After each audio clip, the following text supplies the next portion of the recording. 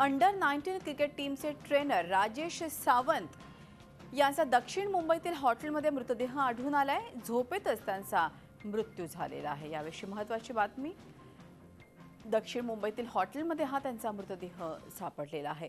अधिक माहिती घेऊयात, आपल्या प्रतिनिधी मेघा कुचिक आपल्याबरोबर आहे। मेघा, ज्या तऱ्हेने एकूणच अंडर 19 चे ट्रेनर होते राजेश सावंत यांचा मृतदेह आढळून आलाय, काय अधिक माहिती मिळते या संदर्भात?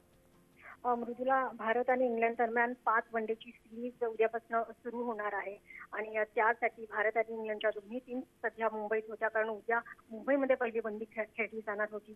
आणि राजेश सावंत आहेत हे भारतीय अंडर 19 भारतीय क्रिकेट टीमचे ट्रेनर म्हणून होते आणि ते देखील टीम बरोबर ट्रायडंट या हॉटेलमध्ये राहिले होते। मात्र सकाळी ते काही टीम बरोबर जॉईन झाले नाहीत किंवा टीमला जे प्रशिक्षण देण्यासाठी ते मैदानावर उतरले नाहीत।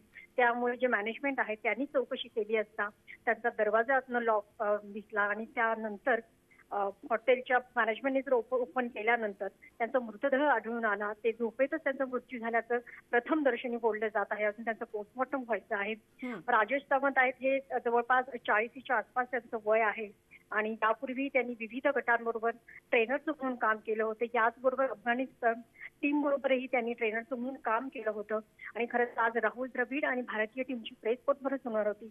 मात्र राजेश सावंत यांच्या मृत्यूनंतरची प्रेस कॉन्फरन्स आहे ती देखील रद्द करण्यात आलेली आहे। मृदुला, धन्यवाद ही माहिती दिल्याबद्दल। मेघा कुचिक आपल्या प्रतिनिधी आपल्या बरोबर होतं।